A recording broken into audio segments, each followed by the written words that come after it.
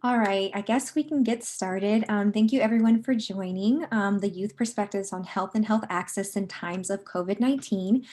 This is a webinar hosted by the Reproductive Health Equity Project for Foster Youth and the UCLA Commercial Sexual Exploitation Research Group.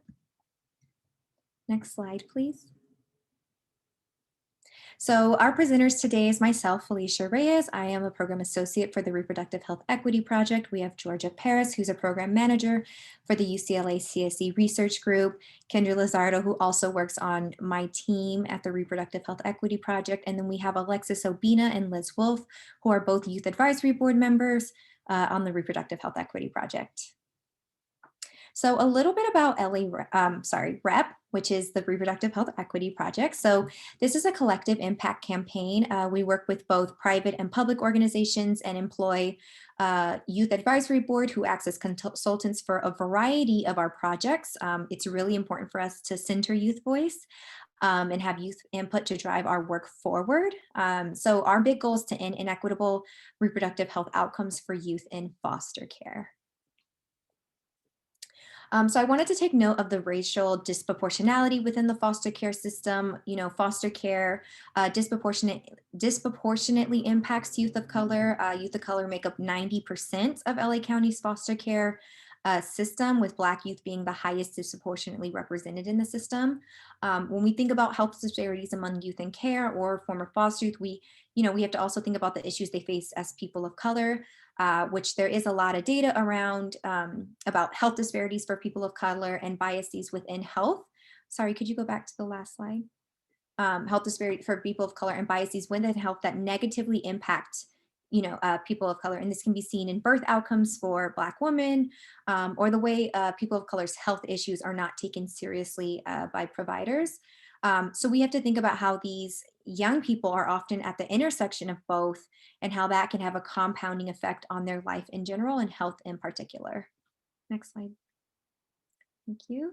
So, nationwide, over 20% of children in foster care system identify as LGBTQ plus, 1 in 5 in LA County identify as this way, with over 80% of LGBTQ plus foster youth identifying as Black or Latino. And then they're 2 times more likely to be placed in a congregate care facility. And over 50% of LGBTQ plus youth in out-of-home care spent some time without stable housing because they felt safer on the streets than in group homes. And, a young person in foster care is not only dealing with the effects from being in the system, but they are also dealing with issues from racism as well as discrimination against their gender identity and expressions. So I'm going to talk a little bit about the reproductive and sexual health disparities and outcomes experienced by youth in foster care. But first, I wanted to give our work a little bit of context. So, I want to start off by putting the issue within the context of California, right? So California has a pretty comprehensive network of services in place to address adolescent needs. We have comprehensive, health education and consent rights. There's a network of clinics and public funding streams. There's trustworthy information for teens and adult caregivers. And yet this really hasn't translated over to youth in foster care. There's still, very big health disparities between youth in the general population and youth in the foster care system. So for example, as this slide shows you, youth in California foster care, have disproportionately poor prenatal outcomes. Of foster youth surveyed at 17 who reported over 40% had a stillbirth or miscarried, and then 20% never received any kind of prenatal care at all. And then as you can see in the pie chart, 11% resulted in abortion and then 35% had a live birth. Next slide, please. So again, even with STIs, at least 3 times more likely to have certain STIs. And this is also contributed to certain unique factors that place youth at risk for STIs. So as the slide mentions, confidentiality concerns or biology, generational trauma or trauma that affects and stays in your body, lack of access to healthcare, which we will hear a little bit more about. Yes, could you go to the next slide, please? Okay, so even with repro and sexual health, when compared to with peers, there's an earlier sexual debut, less likely to use birth control, decreased condom use. And I say all this, but I do also want to say, we don't place or we don't want to blame the person, for individual behaviors. Instead, we should focus on what are the structural barriers to care and information that are contributing to these outcomes and behaviors. So, a good question to ask ourselves is what is in the youth's power and control? You need to think about it. Do they have limited power over various aspects of their life? What is in the youth's sphere of influence? And what additional barriers or issues must the youth contend with? Um, so this slide specifically is showing that youth in foster care experience unique barriers to care. So, youth in care may experience or lack of knowledge regarding reproductive and sexual health rights that include, placement and school instability, biases from providers and professionals, making them less likely to seek care and follow-up care.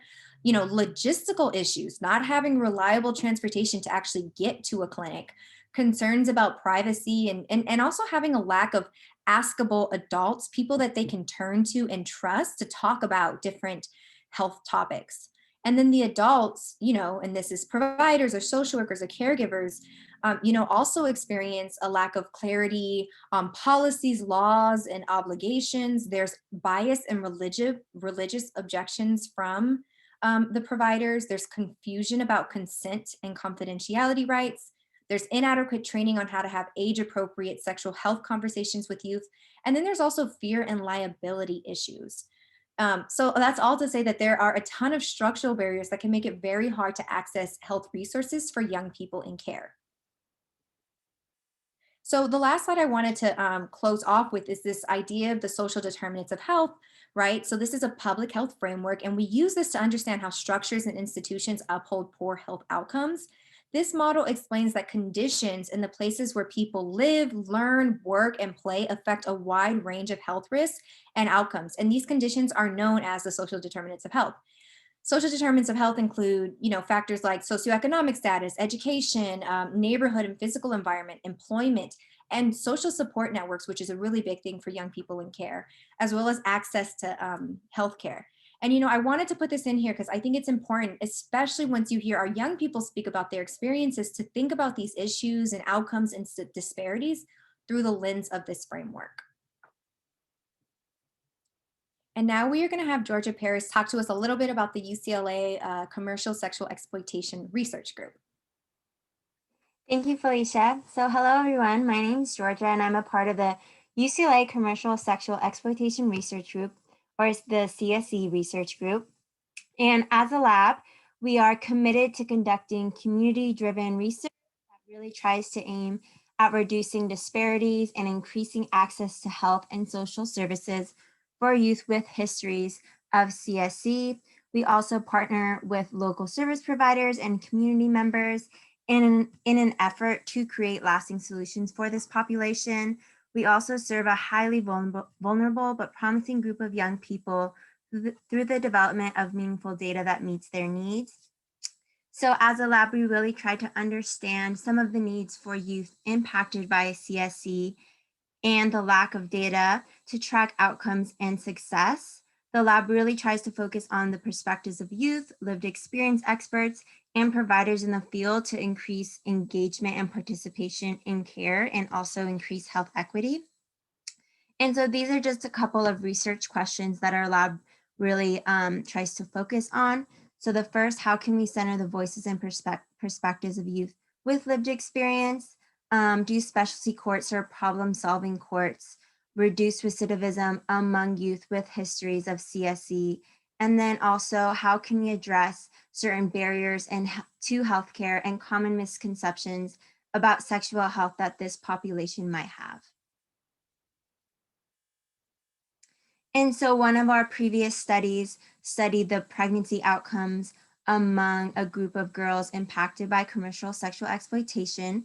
So we reviewed court files of participants in a juvenile specialty court for youth impacted by CSE between 2012 and 2016. And so among the 360 biological females between the ages of 12 to 19 years old, 31% had been pregnant, and then 18% had multiple pregnancies. And so this was really the largest study of pregnancy outcomes among girls in the US impacted by CSE that we know of. And this is just a little bit of data on youth who have been impacted by CSE. So there are a lot of immediate and more long-term health impacts for this population. So some of the short-term impacts we have are injuries from violence, reproductive health problems, unplanned pregnancies, and also different types of infectious diseases. More long-term effects could be cardiovascular problems, elevated rates of depression or anxiety, substance abuse, self-destructive behavior, and suicidality. And the last study that I will be talking about today from our lab is a report that we wrote up about recommendations for providers. And so, although commercial sexual exploited youth are often go unidentified by health providers, these youth may have frequent contact with healthcare, juvenile delinquency, and foster care systems, and therefore they will likely interact with mental health providers who work in these settings. So although the data on commercially sexually exploited youth are limited, studies show that these youth are at high risk for medical and psychiatric problems and have challenging psychosocial histories, including having experienced childhood abuse, homelessness, and foster care placement. And so as a community, we really want to try to be more trauma informed and implement more multidisciplinary approaches towards incorporating evidence-based practice and comprehensive case coordination. Some techniques providers should use with this population are establishing a safe environment by interviewing youth alone. So really creating a more private environment for youth who are impacted by CSE, providing an empathetic, non-judgmental approach, and also avoiding discussions that could re-victimize youth.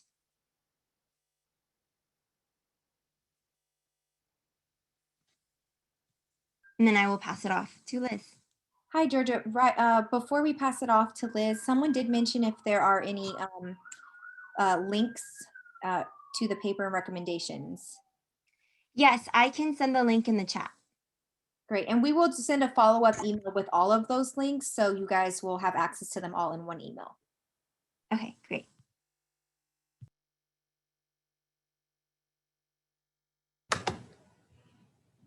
Okay. Hello, I'm Liz Wolf. My preferred pronouns, well, any pronouns are fine. My preferred pronoun is they.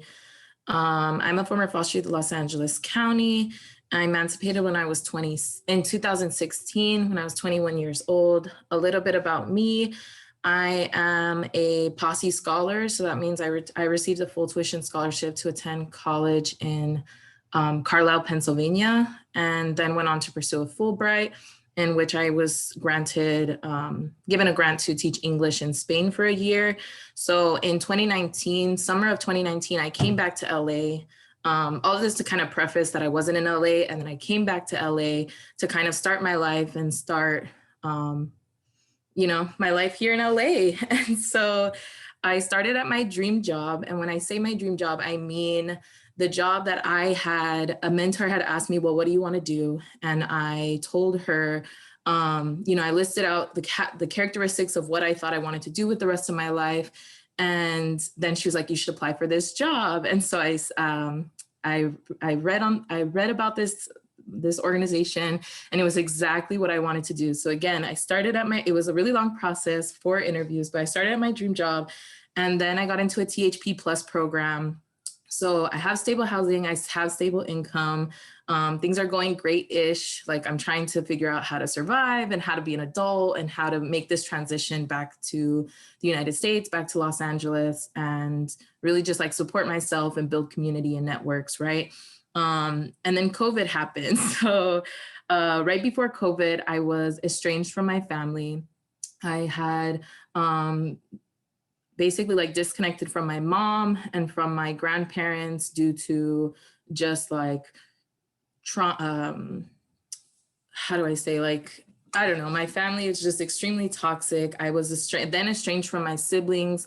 I felt like the ways in which we had learned to cope throughout the years had become very toxic. And And we didn't know how to support each other, and we didn't know how to be there for each other. And so I chose to kind of, be disconnected from them for a while I figured out what I wanted to do.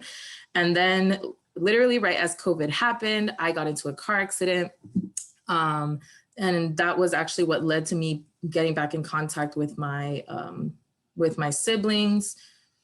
And so, and because I had to call my brother when I got into the accident. And so the accident actually left me very like physically and mentally unwell. And it was really, really hard to try to cope with that while feeling like I don't have family, I don't have friends, I don't have anyone that I can call to lean on in this time. But it kind of was like a blessing and a curse at the same time, because COVID, I was able to work from home and I had the ability to, rest and not have to be, out and about and walking when I really couldn't. I was supposed to be resting and healing from this accident. Work did get very exhausting. It's very exhausting to have to fight. I work in direct services. So, working with my families to really, fighting these systems just to get basic support, just to get food, just to get rent, just to get Wi-Fi, like things that I feel are necessities that everyone needs at this time. And kind of like reliving trauma through the youth that I serve and through the families that I'm working with. It made it really hard for me to do the healing work that was necessary. Also around this time, I started sibling counseling with my brother and my sister. And I just remember like the intake being very exhausting. We had to do a timeline of our lives, all three of us, and it took a while for us, one, to just get the story out there, but also just like, again, reliving these traumas, also while going through a collective trauma of COVID. And I remember particularly discussing one foster home with, 1 week we talked about a specific foster home, and like that rest of the week I was not okay. I was just extremely depressed. Like I don't think I got out of bed that whole week, just from bringing up and rehashing the feelings of that home. So again, like I don't think healing is linear. I don't think there's any one point where I'm like, okay, I'm healed. But I think it's like it's an idea of like coping and figuring out what I need to be okay. And COVID kind of threw all of that out the window. All of my coping that I had been accustomed to up until that point, it kind of changed, right? I now had to be in solitude, which actually before used to be my coping. It used to be my way to just be by myself and love myself and in my solitude. And now all of a sudden, solitude felt like a punishment, like, just stay at home by yourself. Another thing was the Zoom fatigue. COVID brought up a lot of, for my work, especially I work with children ages, well, now they're 5 to 7. And so I found myself just having to be very like larger than life on Zoom and having to just like get very, very creative with how do I keep these young ones engaged and how do I keep them focused on the screen. And just like other things, like I didn't anticipate having to work 24/7 from a computer. When before my job was very much to be in the community, to be in my girls' homes, to be in their schools, to take them to the library, take them to the park. Like it was just very, very interactive, very engaging, like I said, very much in the community, to now all of a sudden everything is through a computer, and it's exhausting. Another big part that came out during COVID that impacted my wellness, I will say, is the racial injustice that we experienced, or became very rapid and widely known through the George Floyd protests. And I think, like, kind of speaking to what was discussed earlier about how the system, disproportionately disadvantages Black youth, and kind of just like how these protests will also affect youth, in their homes, like who is helping them to understand what's going on, things like that, helping them to understand why the police should be abolished, and thinking about like even just in conversations with my own mentors, talking about how the George Floyd protests affected me, and then hearing her like disgusting racist generalizations. Also social media became extremely toxic around that time. Whereas I'm the type of person, again, like my coping strategy was to go on social media, see memes and jokes, and just the like aesthetically pleasing images. And now all of a sudden, like social media has like become this very like, just not a very helpful tool, not a very helpful coping tool, seeing attacks on Facebook, like people being attacked, my sister being attacked for wearing a mask, like things like that. Even just like the violence of people not wearing masks, or, seeing people in my community dying, my friends, like uncles, my friend's uncle passed away, my friends getting COVID. Like there was just so many things that brought up due to COVID that really affected me. I think going even further, it was like the election anxiety and like election fatigue, thinking about all of the Trump supporters and white supremacists who came out and enacted violence, and just seeing how that like really tore apart my community, tore apart the relations that I thought I had. Like I said, my mentor, I went over to her house because I didn't have Wi-Fi, and we ended up getting into this argument, disagreement about what the Black Lives Matter movement really is and what it means for Black people, Black youth, especially. So again, like I found myself very depressed and anxious throughout this time. I found myself craving intimacy. So I feel like I definitely had more sexual partners than I think I would have had it not been for COVID. It led to me definitely engaging in riskier activity, like having more sexual partners, or, not using condoms when I had sex. Also using alcohol or weed as a way to self-medicate, especially like sleeping. Like there was times where I was just so anxious about the protests or so anxious about the election that I couldn't sleep. And I did want to read for everyone an email that I sent my housing program, because I think it outlines in the best way what I was kind of going through with even my housing search during this time. So like I said, I was in a transitional housing program, and I had found out, that I had to leave due to my 25th birthday, which is something that I knew, but I'll explain. Hold on.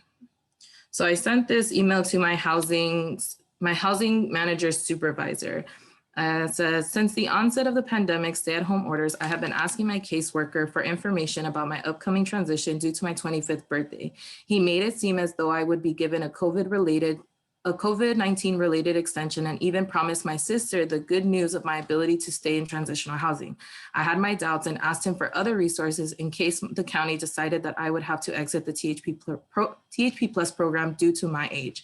I asked for a Section 8 voucher and a method of receiving one, to which I was told it was outside of his control. I called Hopix and other mentors for resources, to which they informed me that I would need a homeless verification letter to qualify for many programs. I asked Hector about, I didn't want to use his name. I asked him about this and about rapid rehousing programs, about a referral and other housing programs. I never received a follow-up. I'm assuming because he believed that I would be able to stay in the program. On October 6th, less than 2 months from the time I would have to leave, he explained to me that while he knew the week before that I would need to exit the program, he waited to tell me in person because he didn't want to give me bad news over the phone. I immediately asked him about the programs and information I had requested from him before, to which he had no information. On October 7th, I became aware of a housing program that needed a referral. I sent him all the information and asked him if he could help me. He said that he was busy that week with other clients despite the urgency of the matter. On October 12th, I asked for updates on his rapid rehousing search, and as I found my housing search to be quite difficult, I received no reply. On October 13th, I notified him that many of the rapid rehousing programs I reached out to told me I did not qualify due to my approaching 25th birthday. Again, no reply. On October 15th, I sent a list of resources and asked him to help me navigate, as navigate them as my efforts had been futile. Again, no response. On October 16th, I called his supervisor and she notified me that my housing program refuses to provide me a homeless verification letter.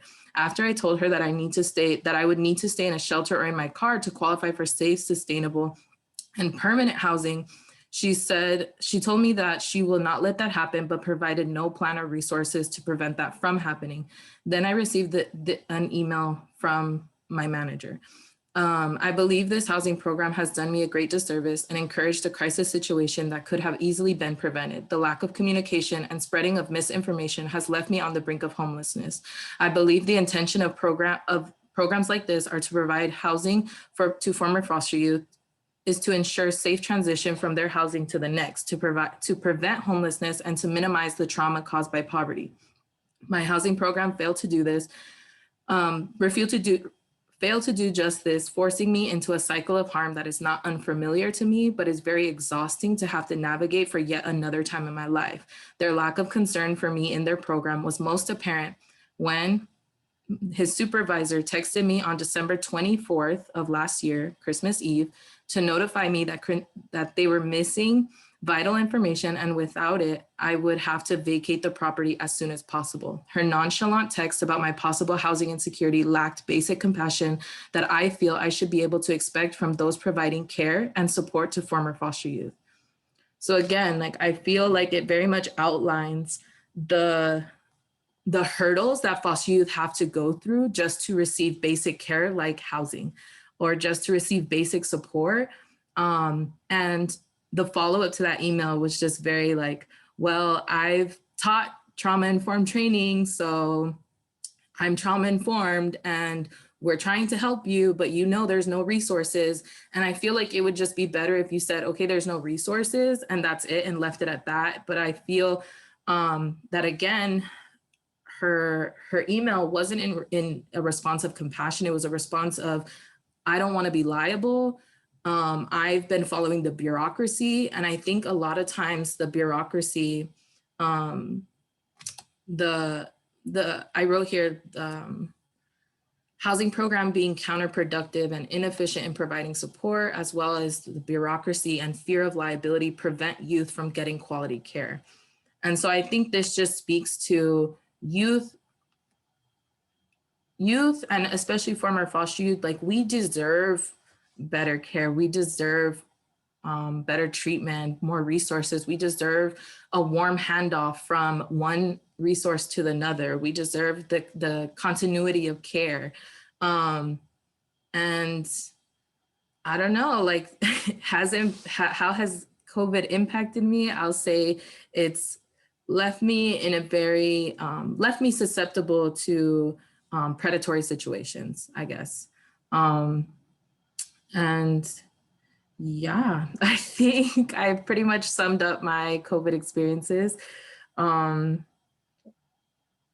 don't know. I don't have a smooth transition off of this, but if anyone has any questions or comments, concerns, let me know.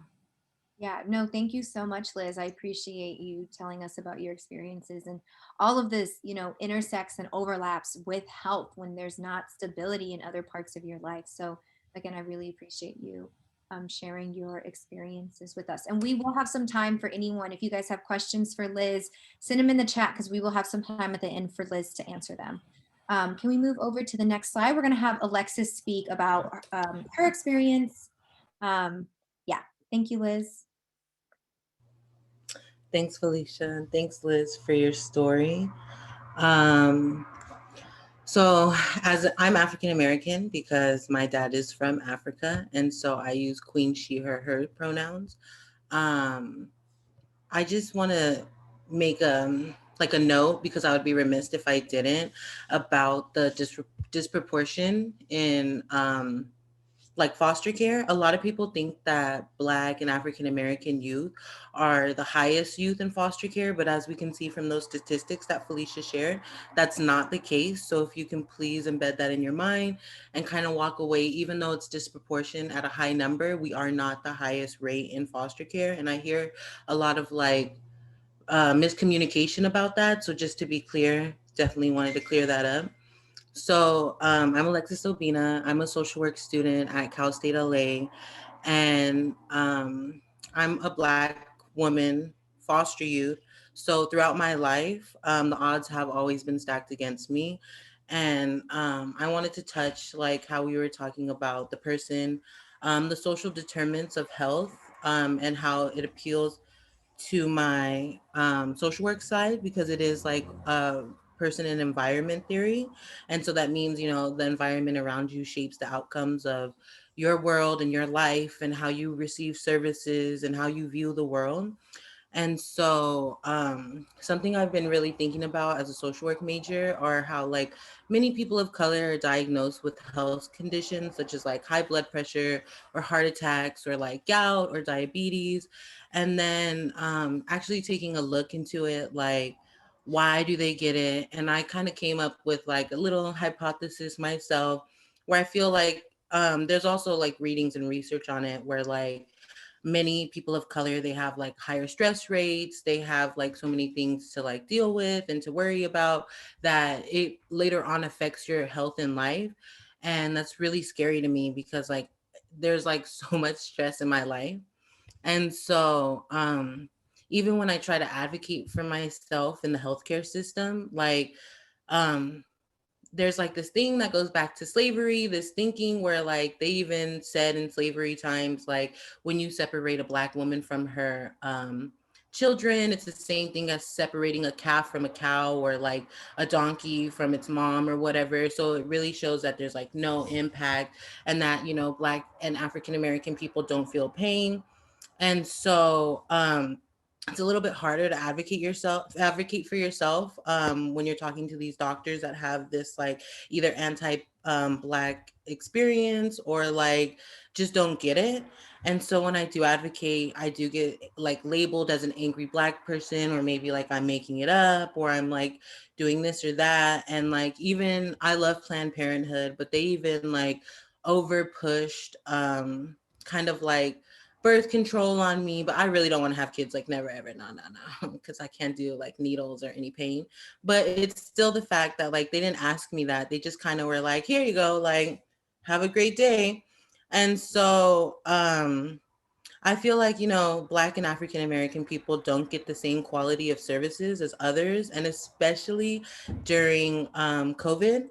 And so, like as a former foster youth, we have Medi-Cal. So, you know, I'm very grateful to have Medi-Cal, but it's not always the best of service. And when I did go to the doctor, I have a heart murmur, so I am at high risk. And I didn't want to sit inside because like I have OCD already, and I have like all these other anxiety and everything.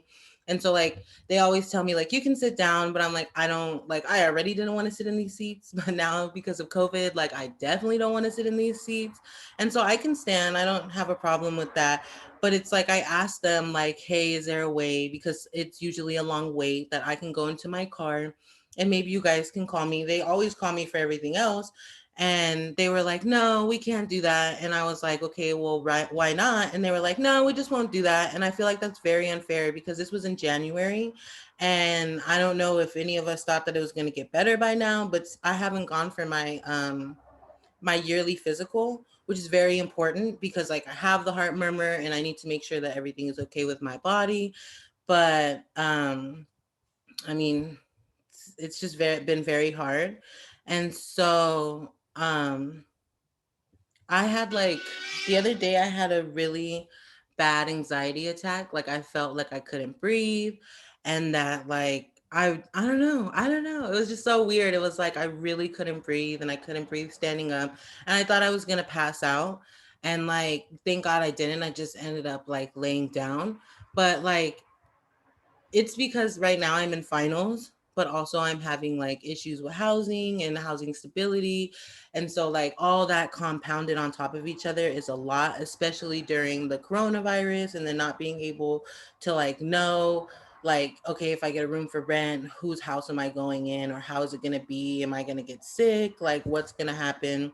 And then like navigating the housing situation, same as Liz. So like I was told the same thing. They told me even if I did live in an RV with no water, no power, no anything, that was still considered like like some kind of like shelter.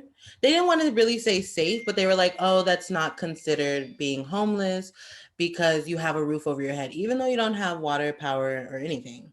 And so then they told me that because I do some self-employment contracting work, that even though the invoices get deposited straight into my bank, and even though many landlords take your bank deposit or your bank statements as like verification of income, they still told me that they couldn't help me because I didn't show like W2s or pay stubs or whatever, which doesn't make sense to me because if obviously my bank statement shows that I make enough money like to like at least a little bit support myself, that should be like that. I don't know. So it was just like very hard to try to talk to rapid rehousing. I honestly don't know why they have that program if they're going to have so many hoops to jump through.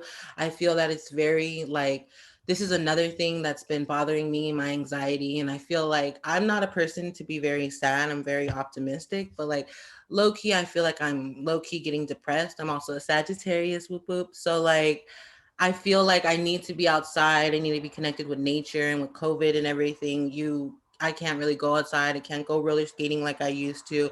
I can't even go to the beach because like everybody is still at the beach. And then now it's winter. And so I don't want to go to the beach now, but it's just like a lot. And like during my housing situation, I use food banks. And so like in the beginning there was no food banks. They told me that they wouldn't service people from single family homes, only if you had kids or something, which was like, okay, you left me out in the in the like rain basically, because I feel like I'm getting punished for not wanting to have a kid, not wanting to have a family. I don't want that, and I don't think it's fair to be punished for that. And then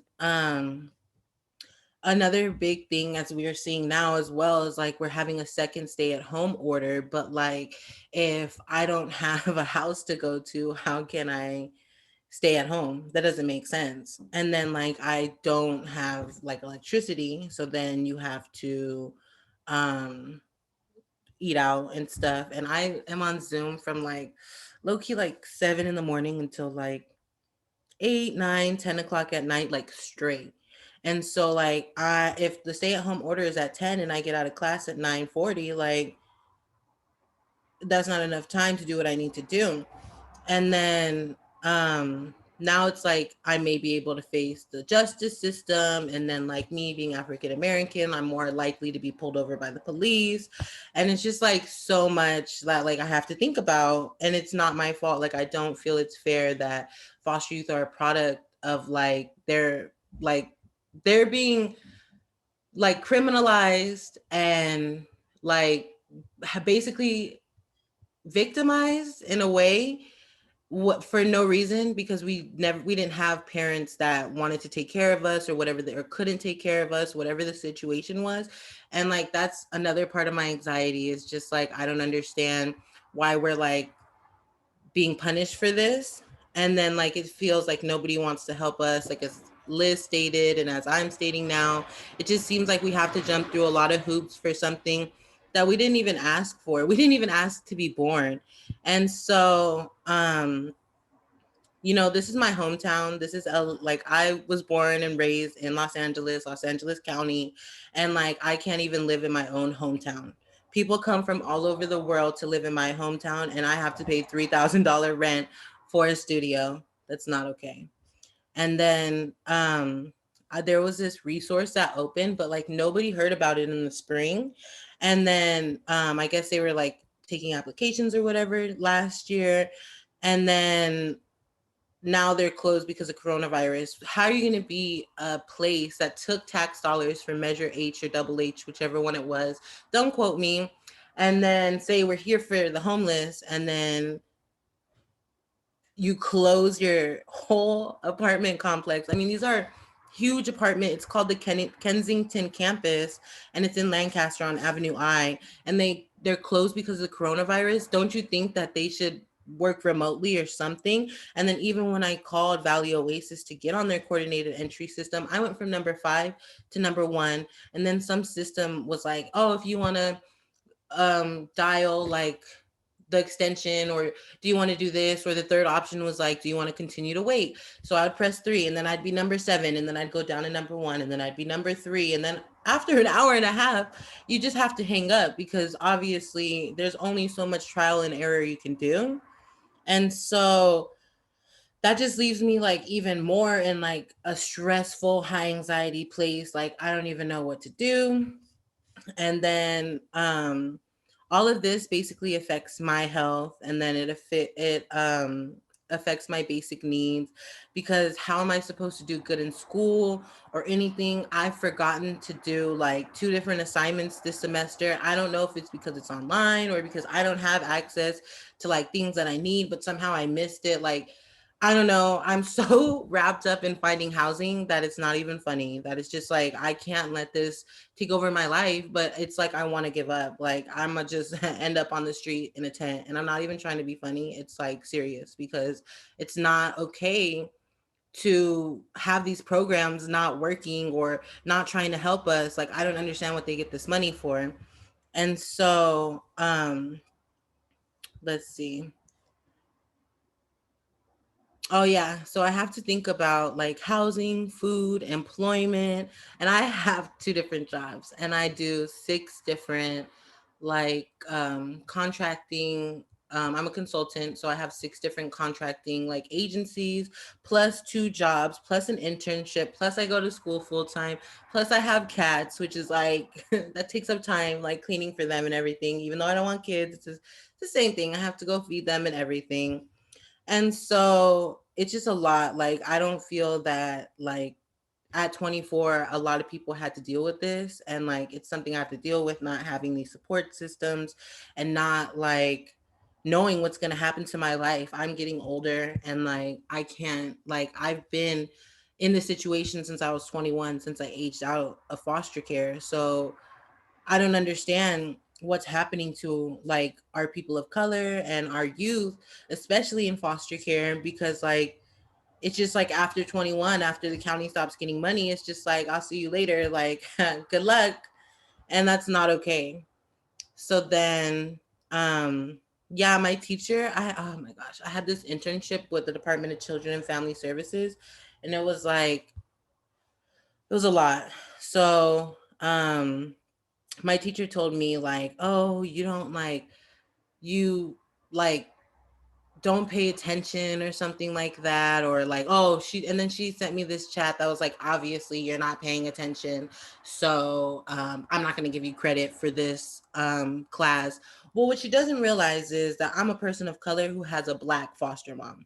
So when I go to her house, it's not like I could be like, hold on. No, it's like, hey, I'm on this Zoom. And then my foster mom's like, oh, okay. And then she's like, starts vacuuming. And then she's like on the phone, and she'll like start singing. And I'm like, well, this is her house. I mean, I'm going to just go to the garage. And like, if she talks to me, what am I supposed to do? I'm supposed to say, don't talk to me or ignore her? No, that's not going to fly in a Black house.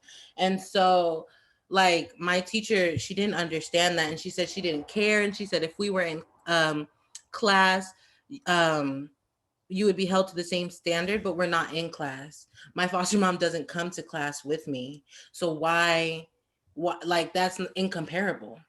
And then it's just so much that just happened from that internship that I had to just end up leaving it, and which was like the best decision of my life, because let me tell you, I went to East Los Angeles College and I got a paid internship. So I'm one of those people who say, like, even when you feel like you want to give up, because I did, definitely always advocate for yourself.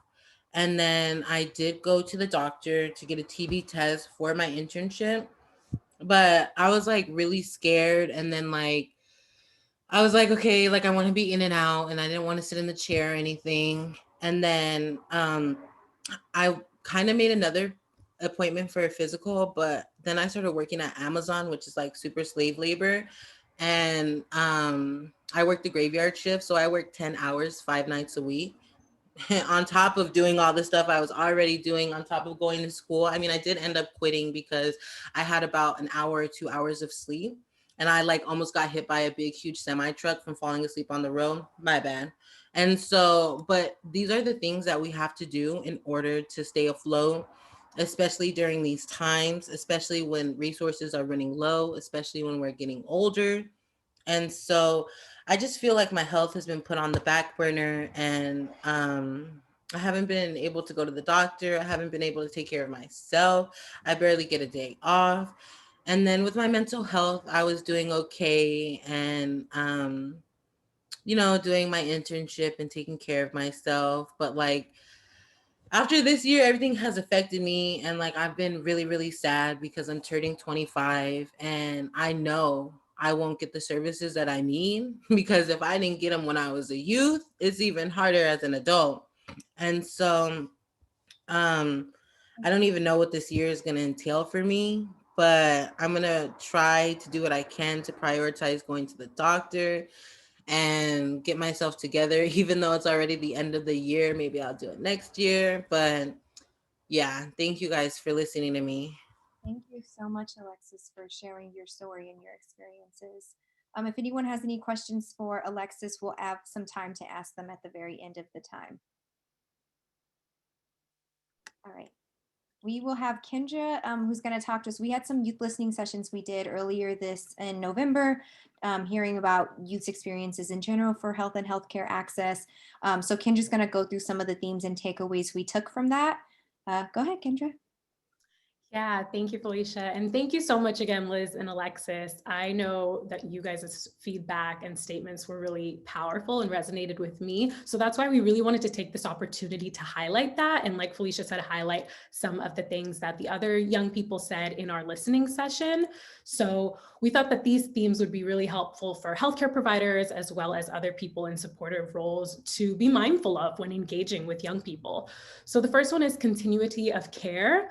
So I'm going to read some direct quotes. The young people said, COVID has affected how our needs are being met. I don't think they, health providers, realize that we get attached to our therapists. And if we're switching therapists consistently, then it's not really helping. Someone else said, my therapist sessions went from 2 times a week to once a week, then less and less. My therapist was also switched halfway through, which was frustrating, telling people what support you need and doing the same process over and over. It's like you keep peeling the same Band-Aid off with a different therapist. We as foster youth deserve a warm handoff to another resource. And I think Liz spoke about this quite a bit of, feeling re-traumatized in the process of retelling your story and having that trust and relationship be disrupted. And so that's something that we want providers to be mindful of, that there should be a warm, but also smooth and communicated handoff when transitioning services. So the next theme is mentor role and responsibility. My hours with my mentor were shortened and I'm not sure why. I don't really see him anymore. I don't see anyone anymore. When the George Floyd riots began, I turned to my mentor and she couldn't see my perspective. She didn't know what I needed at that time. I need someone to be there for me unconditionally. And that's what she said. I'm here for you unconditionally, but you're not. Mentors need to understand the role that they play and the toll that it takes on us when they don't show up. And so, we understand that COVID has affected everyone, but people in supportive roles should understand how particularly vulnerable this population of young people is, particularly foster youth. And that how important it is when they're turning to you and being able to show up because they may not otherwise have a support system that they can turn to. So the next theme is inconsistency in services and communication. I went to Planned Parenthood and they turned me away when I said my medication wasn't working. They referred me to a doctor, but when I went to the doctor, he wasn't there. I don't have access to the health center anymore. They try to send me documents, but I haven't been able to access it. It's hard. I don't want to jump through hoops to get information. And lastly, people have stopped communicating with me and I'm not sure why. COVID has been a roller coaster in all aspects of my life. So a lot of young people in our listening session felt like COVID was possibly being used as an excuse for people to not communicate with them and just kind of disengage in services. And so naturally, it's difficult to build trust when providers are not being reliable or consistent. Accessibility to limitations. I like Zoom, but I don't always have electricity. My teachers don't care. My teacher said that I don't take self-accountability, which was what Alexis was just speaking to. Teachers need to understand that this has affected everyone differently, and they need to be more understanding. I shouldn't have to tell you my entire story for you to feel bad or understand. And lastly, someone said technology is an issue because I do everything on my phone, and sometimes the internet signal is not good. There's definitely a gap with my school counselors and mentors. And so, yeah, that was a very common theme, was young people feeling like people or institutions are assuming that we all have the same access to these tools or to technology. And the reality is that we don't. Some people are struggling to access Wi-Fi or even a cell phone or laptop, or even just like a quiet place that they can meet with their providers and share sensitive information. And so not assuming that everyone has that is super critical. And then lastly, our last theme is the need for human connection. I feel like I had more partners than I would have if it wasn't for COVID. I like human connection. I miss connecting with people and telling them good morning. I miss giving people hugs. And lastly, you get Zoom fatigue. I just got out of a 2-hour meeting and then I had this meeting. And so we took all of those themes that were mentioned in our listening session and right now that we heard earlier, and we thought of some solutions or some take-home points that are specifically geared towards healthcare providers and supportive people, like we said. So the first take-home point is that healthcare providers, advocates, social workers, and caregivers should be communicating their COVID-19 limitations before even starting services. The second take-home point is the primary focus should be on establishing consistent communication between provider and client. Building trust is more essential than ever. And so, yeah, like I said, we're all aware of the limitations of COVID, but I think particularly for young people, it's just about keeping them in the loop and communicating what's going on. The third take-home point is healthcare providers and other supportive roles should be open and understanding to different youth struggles. Create space for that young person to share their intersectional experiences, especially when it comes to COVID-19. The fourth take-home point is support youth in expanding their networks, provide young people with additional resources and or connect them to other services and professionals. And then lastly, schedule regular check-ins with youth and offer alternative ways to connect with them. Zoom fatigue is real. We all get tired of, being on the computer all day. So maybe finding new ways like texting, checking in through a phone call once a week or a couple times a week, finding other alternatives to just solely relying on Zoom. And so that's what we as a team were able to come up with. Thank you so much, Kendra. So thank you all for being here. So we actually do have another webinar coming up, and we're really actually trying to focus this with young people. One of our listening sessions was actually specifically around racism and Black Lives Matter and the impact. And it was a really, really beautiful and powerful discussion. And so we're going to kind of continue that. So this is going to be all put in a follow-up email for all of you guys. But if you work with any young people, any young people who would be interested in, please send this their way. We also are going to be raffling off some gift cards. So there's that as well. Could you go to the next slide, please? We have some additional resources here. So we have a COVID-19 resource guide for youth in foster care. UCLA's, CSE's website and Instagram are on here. Again, we are going to send all of these additional resources in a follow-up email so you have access to them. And then here is our listserv. If you want to stay up to date with Reproductive Health Equity Project, please go to our website, fosterreprohealth.org, sign up for our email list. We are actually right in the middle of recruiting for our youth advisory board, and this is statewide. So we are looking for young people with lived experience, specifically in foster care, throughout the state of California. So if you're interested, reach out to us on fosterreprohealth.org, or I will be the one emailing you guys so you can respond back to me if you want access to that application to send to a young person. Young people do get paid. We pay our young people anytime they work for us for anything. So I would be happy to send around that stuff to you all. Georgia, Erica, do you guys want to say something quickly before we take questions?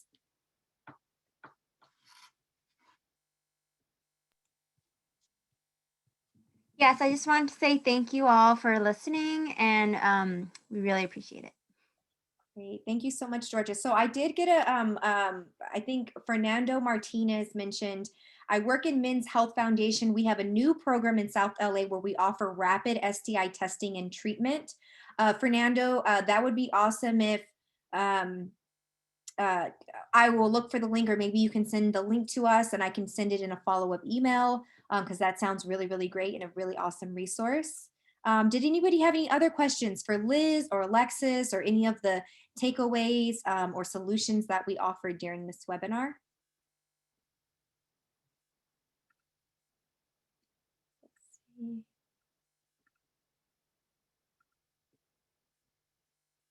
Oh, I think we got another one. Oh, okay, cool. Thank you, Fernando, for sending your email. We will, I will send your email with that information in the follow-up email that I send to all of the attendees. I think we haven't gotten any other questions. So thank you all for joining us. That is the end of our webinar. I hope you guys have an awesome day, and you got 4 minutes back, or sorry, 3 minutes back in your day. Bye, everybody.